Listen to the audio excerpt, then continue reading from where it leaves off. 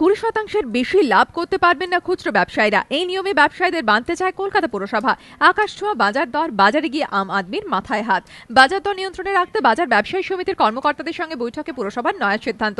বৈঠকে ঠিক হয়েছে খুচরো বাজারে লভ্যাংশ 20% বেঁধে দেওয়া হবে। ব্যবসায়ীরা যাতে পাইকারি বাজার দর সম্বন্ধে নিয়মিত জানতে পারেন তার জন্য প্রতিটি বাজারে একটি করে কম্পিউটার ও ডিসপ্লে বোর্ড দেওয়া হবে। পুরসভার তরফে বাজারে নজরদারিও চালানো হবে।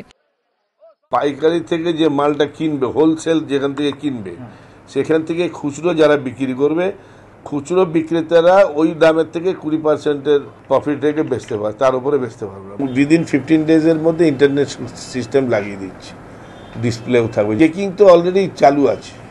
তবে পুরসভার এই সিদ্ধান্তে বাজার দর আদৌ নিয়ন্ত্রণে আনা যাবে কিনা তা নিয়ে সন্দেহ প্রকাশ করেছেন ব্যবসায়ীরা।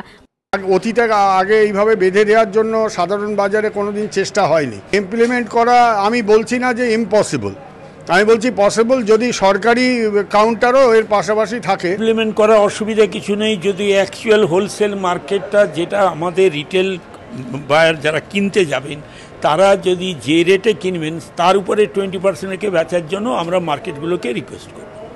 বাজার দর নিয়ন্ত্রণে রাখতে এর আগে টাস্ক ফোর্স গঠন করেছিলেন মুখ্যমন্ত্রী, কিন্তু এখনো পর্যন্ত বড়সড় হেরফের হয়নি।